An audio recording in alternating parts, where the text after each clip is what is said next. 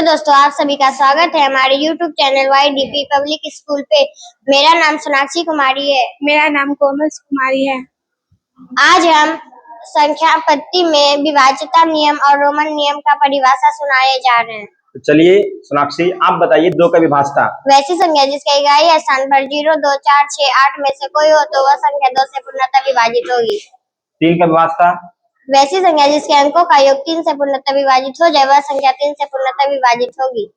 4 का विभाज्यता। वैसी संख्या जिसका इकाई स्थान पर 0 हो या 4 से विभाज्य हो वह संख्या 4 से पूर्णतः विभाजित होगी। चलिए कोमल, आप बताइए 2 का विभाज्यता। वैसी संख्या जिसके इकाई स्थान पर 0, 2, 4, 6 तथा 8 में से कोई संख्या वह संख्या 2 से पूर्णतः विभाजित होगी। 3 का विभाज्यता। वैसी संख्या जिसके अंकों का योग 3 से विभाजित हो वह संख्या 3 से पूर्णतः विभाजित होगी। 4 का विभाज्यता। वैसी संख्या जिसके इकाई दहाई अंकों से बनी 4 से विभाज्य हो वह इकाई दहाई स्थान पर 0 हो वह संख्या 4 से पूर्णतः विभाजित होगी। अच्छा, चलिए एग्जाम्पल बताइए। जैसे 333 क्या 3 से विभाजित है? यस। 9 से विभाजित, सॉरी 9 से कभी पूछे नहीं। आप बताइए 400 3 से 4 से विभाजित है? हाँ। 501 6 से विभाजित है? 501 नहीं, क्यों नहीं है? क्योंकि इकाई स्थान पर 0 नहीं। अच्छा चलिए बताइए 6 का विभाज्यता क्या होगा? वैसी संख्या जो 2 तथा 3 दोनों पूर्णतः विभाजित हो वह संख्या 6 से पूर्णतः विभाजित होगी। आप बताइए 5 का विभाज्यता सोनाक्षी। वैसी संख्या जिसका इकाई स्थान पर 0 या 5 हो वह संख्या 5 से पूर्णतः विभाजित होगी। अच्छा एग्जाम्पल में बताइए आप 131 क्या 3 से विभाजित है? 131 नहीं। क्यों नहीं है? क्योंकि उसके अंकों का योग 3 से पूर्णतः विभाजित नहीं है। जी बहुत अच्छा। 6 का विभाज्यता बताइए। वैसी संख्या जो 2 तथा 3 दोनों से पूर्णतः विभाजित हो जाए वह संख्या 6 से पूर्णतः विभाजित होगी। 8 का विभाज्यता। वैसी संख्या जिसका इकाई दशमलव स्थान पर 0 हो या 8 से विभाज्य हो वह संख्या 8 से पूर्णतः विभाजित होगी। 9 का विभाज्यता। वैसी संख्या जिसके अंकों का योग 9 से पूर्णतः विभाजित हो जाए वह संख्या 9 से पूर्णतः विभाजित होगी। आप बताइए कोमल 5 की विभाज्यता। वैसी संख्या जिसके इकाई स्थान पर 0 या 5 हो वह संख्या 5 से पूर्णतः विभाजित होगी। 8 का विभाज्यता। वैसी संख्या जिसके इकाई दहाई तथा सैकड़ा अंकों से बनी 8 से पूर्णतः विभाजित हो वह संख्या 8 से पूर्णतः विभाजित। इकाई दहाई तथा सैकड़ा स्थान पर 0 हो वह संख्या 8 से पूर्णतः विभाजित होगी। 9 का विभाज्यता। वैसी संख्या जिसके अंकों का योग 9 से विभाज्य हो वह संख्या 9 से पूर्णतः विभाजित होगी।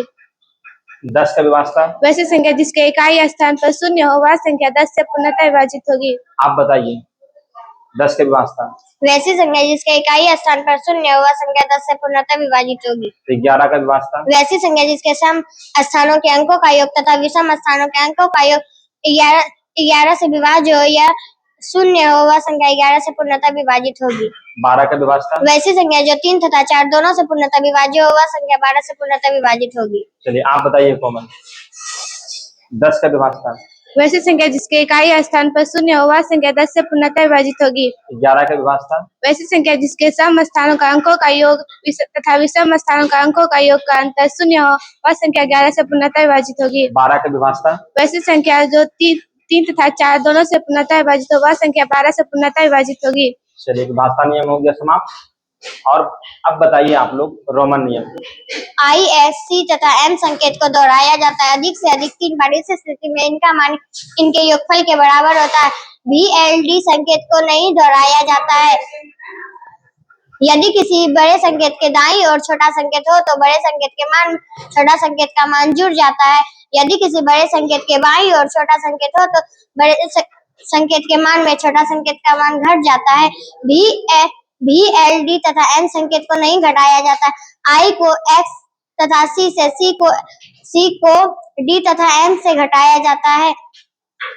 यदि किसी संकेत के ऊपर रेखा खींच दिया जाए तो उसका मान 1000 गुना बढ़ जाता है। बोलिए आप सुनाइए रोमन नियम।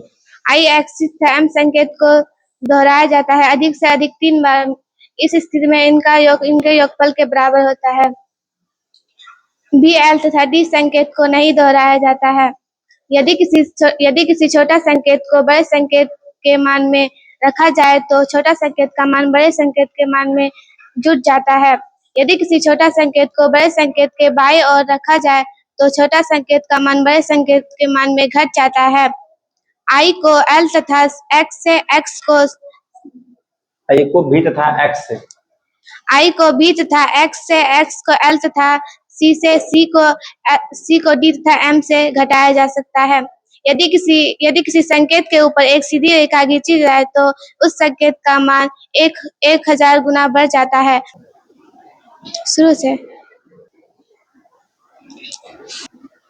BL तथा DM को नहीं घटाया जा सकता। धन्यवाद। हमारे वीडियो को लाइक करें और हमारे चैनल को सब्सक्राइब करें। चलिए इन दोनों के लिए क्लैपिंग।